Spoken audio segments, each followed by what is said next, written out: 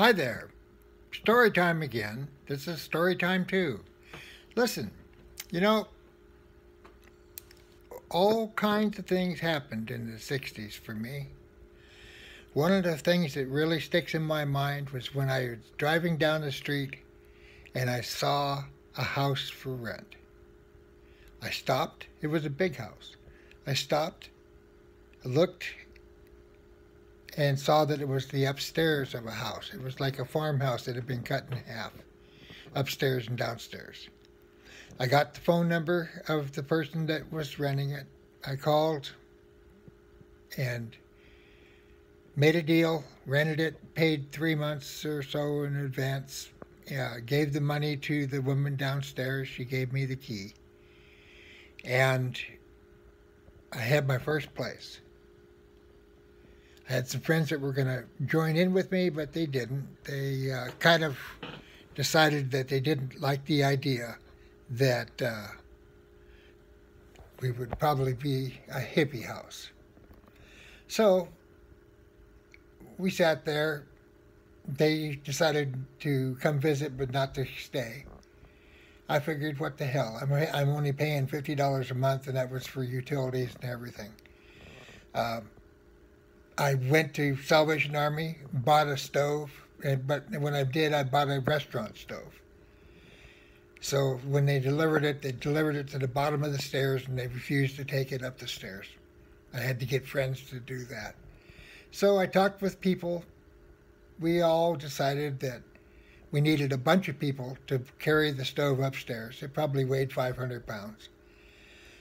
It had double oven, 6 burners, a griddle. I mean, it was just right for what I needed.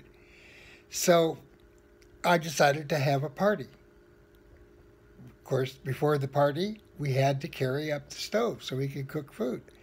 So a whole bunch of people got together. We carried the stove up the stairs. There was probably 10 of us. And got it in the house, got it hooked up. Everything was great. I told everybody, come back on that Saturday, we would have a party. And by then I would have everything set up for, forks and spoons and stuff like that. And so we went to Salvation Army and bought our dishes, got all the stuff like that we needed. It had a refrigerator. So when party day came by, we cooked up a batch of spaghetti. Turned out we did a batch of spaghetti almost every day, and that was what we ate. That's what we lived on. We would do, eggs and bacon and stuff like that for breakfast for the ones who stayed. We eventually filled the living room with couches so that there was room for people to sleep and room for people to sit. And we partied. We partied a lot. We partied hearty, as they used to say. I had some wine.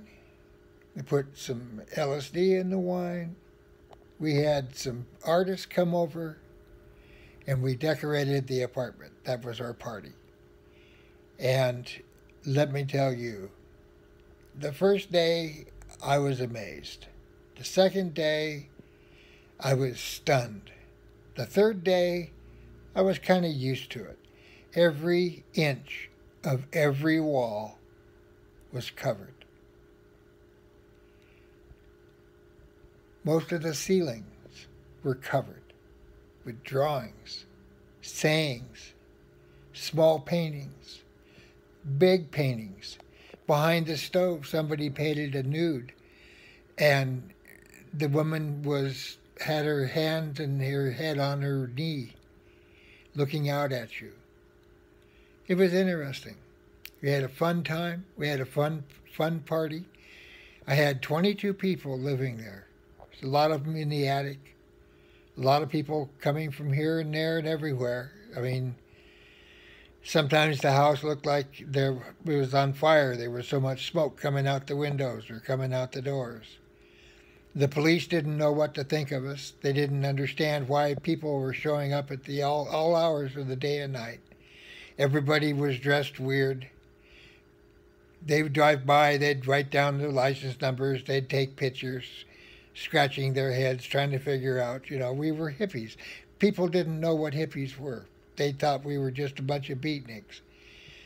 And of course, no, the hippies were the exact opposite of a beatnik, even though they came from the same thoughts, the same processes, the same people that were the hippie leaders were the same people that were the beatnik leaders. And they grew up and saw that the beatniks were not celebrating life. They were surrounding themselves with death. And the hippies were celebrating life. It was a good time. It was a fun time. I was on 13th Street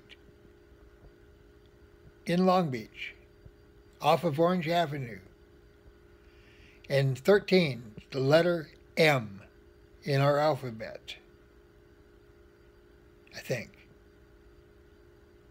Maybe it's 16. Maybe 13 is H for heroin. Anyway, we had a good time. I knew members of the Nitty Gritty Dirt Band, the original members, and they came over and did jug band stuff in our bedroom while we all smoked pot and had a good time. It was a fun time where people enjoyed themselves. We didn't follow a lot of social norms, but most of the people that I had coming to the house were college students, or else they were dyed-in-the-wool hippies just getting started. Everybody made trips to San Francisco and back. It was a fun time. I have a lot of experiences that happened. Met a lot of people. A lot of people came in and out the back door. I nailed the front door shut. It was fun. We had a good time. I hope that we can express some of that. Or I guess it's just me that's expressing it now. That was 50 years ago. So I hope that we can do that. I hope you enjoy it. I hope you love it. I hope you subscribe. Please, subscribe. I would love to have you come along as we talk about this journey. I want you to meet Ben when I get him together with our third channel. You'll need to know a whole bunch of things. There's a lot of words I can teach you. Ben will teach you how to treat animals. Together, we're hoping to show you what it's like to love our earth, our planet, and each other. Until then, like I said, subscribe, please. And try to always keep in mind, if you do good today, you'll live good tomorrow. Don't know why I can't get this to turn off. I guess we'll try it that way. That's not doing it.